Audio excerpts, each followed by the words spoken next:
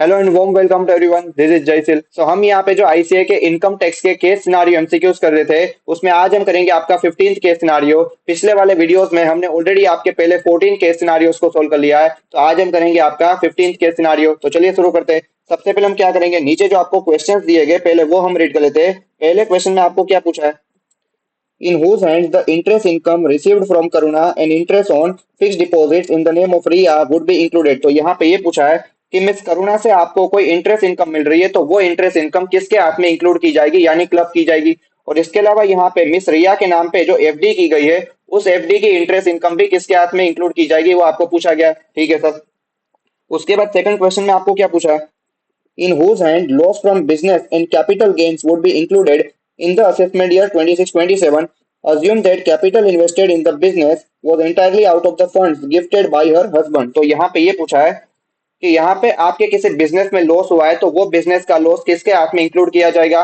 और इसके अलावा आपने कोई कैपिटल असेट ट्रांसफर किया ड्यूरिंग द प्रीवियस ईयर, तो उस पे जो आपको कैपिटल गेन हुआ है, वो कैपिटल गेन भी किसके हाथ में इंक्लूड किया जाएगा, वो आपको पूछा गया है। ठीक है सर। उसके बाद थर्ड क्वेश्चन में आपको क्या पूछा है, what would be the total income of Mrs. Ravi for the previous year 25-26। तो यहाँ पे मिसेस रावी की करंट प्रीवियस ईयर की टोटल इनकम निकालने को पूछा गया।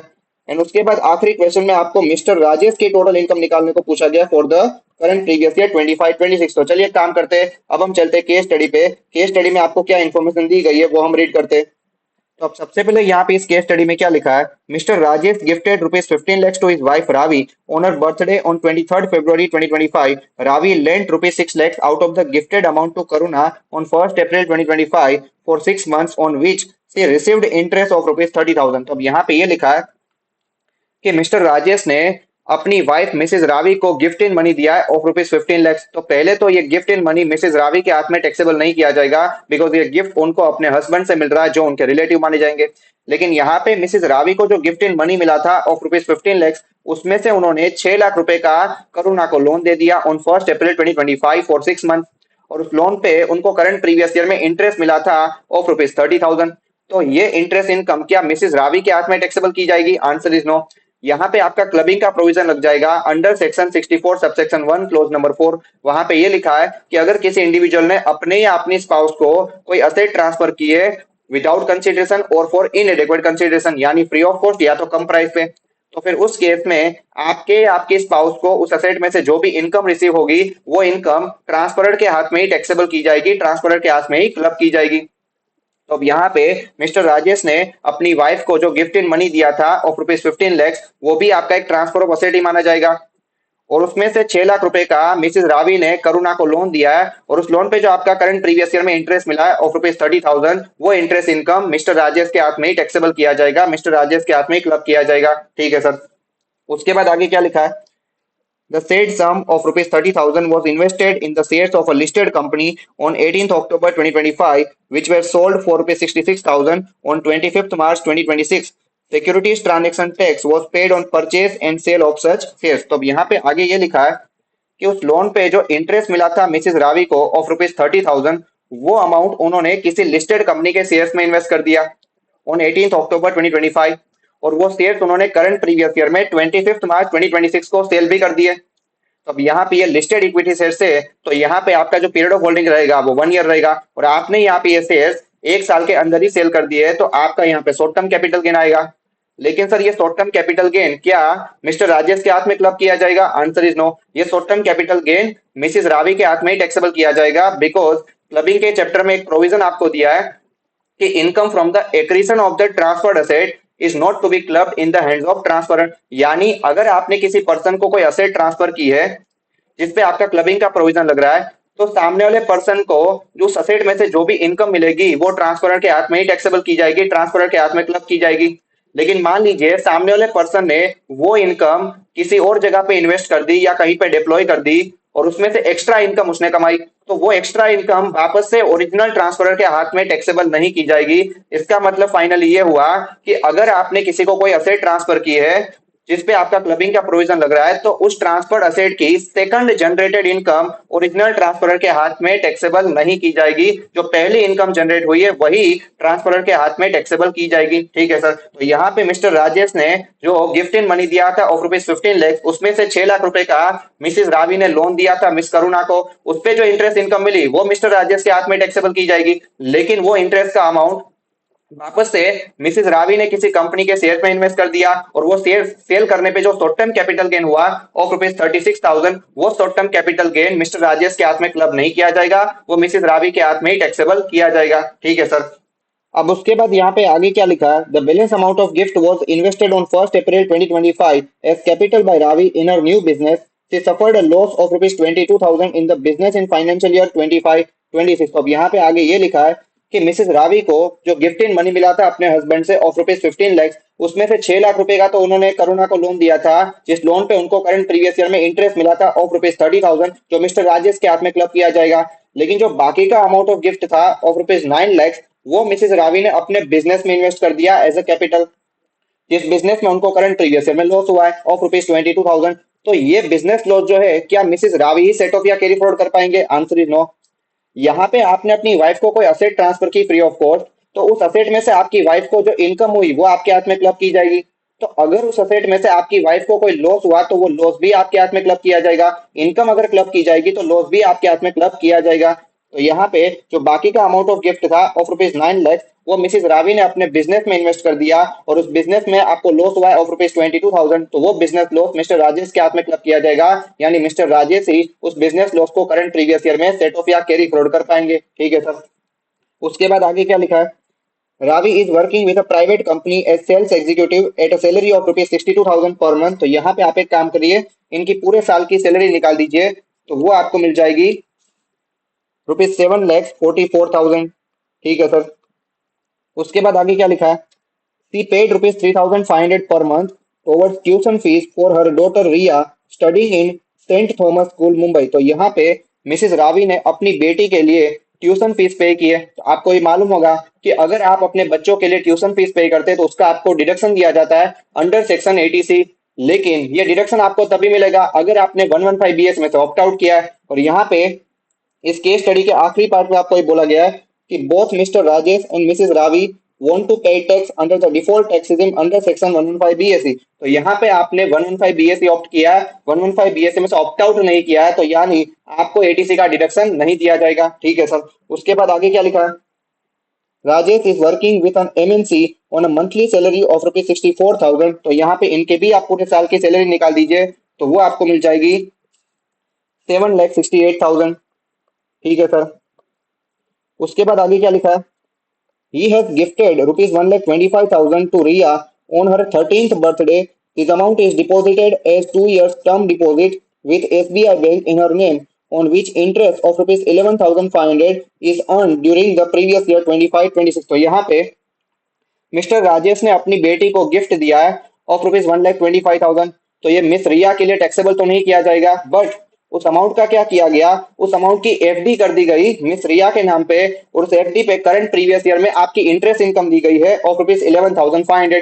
तो ये इंटरेस्ट इनकम क्या मिस रिया के हाथ में टैक्सेबल की जाएगी? नहीं सर, मिस रिया तो माइनर चाइल्ड है, तो माइनर चाइल्ड की इनकम उनके पेरेंट्स के हाथ में क्लब की जाएगी, पेरेंट्स में जिनकी इनकम ज्यादा है।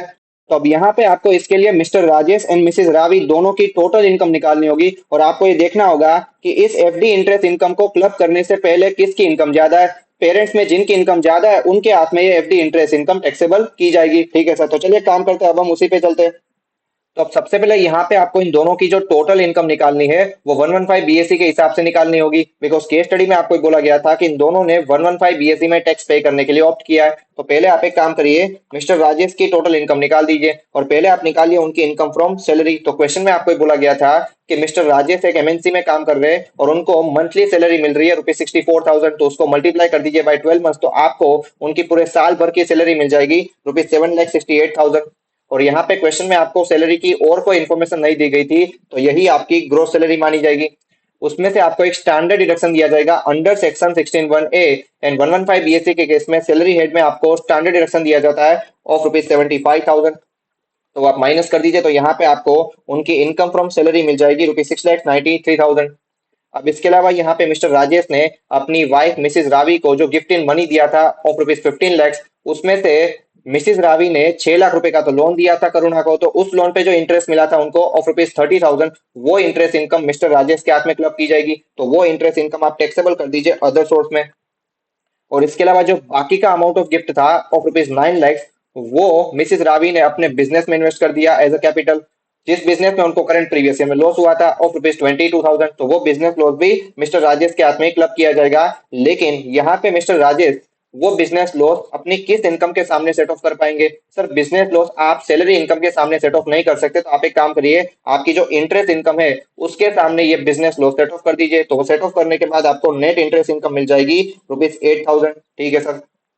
उसके बाद हम यहाँ पे मिसिस रावी की टोटल इनकम कैसे निकालेंगे? तो सबसे पहले आप उनकी इनकम फ्रॉम सैलरी निकाल दीजिए। क्वेश्चन में आपको ये बोला गया था कि मिसिस रावी एक प्राइवेट कंपनी में काम कर रहे हैं और उनको मंथली सैलरी मिल रही है रुपीज 62,000, तो उसको मल्टीप्लाई कर दीजिए बाय 12 मंथ्स, तो आपको उनकी ग्रोस सैलरी मिल जाएगी रुपीज 7,44,000। उसमें से आपको एक स्टैंडर्ड डिडक्शन दिया जाएगा under section 16(1)(a) of rupees 75,000, तो वो आप माइनस कर दीजिए, तो आपको यहाँ पे उनकी इनकम फ्रॉम सैलरी मिल जाएगी रुपीज 6,69,000। इसके अलावा यहाँ पे मिसिस रावी ने जो 6 लाख रुपए का लोन दिया था करुणा को, उस लोन पे जो इंटरेस्ट मिला वो तो मिस्टर राजेश के हाथ में टैक्सेबल किया जाएगा, लेकिन वो इंटरेस्ट का अमाउंट मिसिस रावी ने किसी लिस्टेड कंपनी के शेयर्स में इन्वेस्ट कर दिया था, और वो शेयर्स उन्होंने करंट प्रीवियस ईयर में सेल भी कर दिए थे, जिसपे उनको शॉर्ट टर्म कैपिटल गेन हुआ था ऑफ रुपीज 36,000। तो वो short term capital gain Mrs Ravi के हाथ में टैक्सेबल किया जाएगा, because it is a income from the accretion of the transferred asset. ये आपकी सेकंड जनरेटेड इनकम है जो मिस्टर राजेश के हाथ में क्लब नहीं की जाएगी, या मिसिस रावी के हाथ में टैक्सेबल की जाएगी। ठीक है सर। अब यहाँ पे आप एक काम करिए, अभी तक जो इनकम आपने निकाली उसके बेस पे ये देखिए कि किसकी इनकम ज्यादा है। तो यहाँ पे मिस्टर राजेश की इनकम हो जाएगी 6,93,000 प्लस 8,000, तो वो आपको मिल जाएगी 7,01,000। और इसके अलावा मिसिस रावी की इनकम कितनी होगी? रुपीज 6,69,000 प्लस 36,000, तो उनकी इनकम आपको मिल जाएगी रुपीज 7,05,000। तो अब यहाँ पे मिसिस रावी की जो इनकम है वो ज्यादा है, तो जो रिया के नाम पे एफडी की गई थी उस एफडी की इंटरेस्ट इनकम मिसिस रावी के हाथ में क्लब की जाएगी as per section 64 subsection 1A।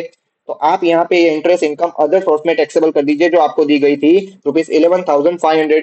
तो अब यहाँ पे आपको मिसिस रावी की ग्रोस टोटल इनकम मिल जाएगी रुपीज 7,16,500, और यही आपकी टोटल इनकम रहेगी, बिकॉज क्वेश्चन में जो आपको बोला गया था कि मिसिस रावी ने अपनी बेटी के लिए जो ट्यूशन फीस पे की है उसका आपको एडीसी में डिडक्शन नहीं दिया जाएगा, बिकॉज आपने 115 बीएससी लिया। ठीक है सर।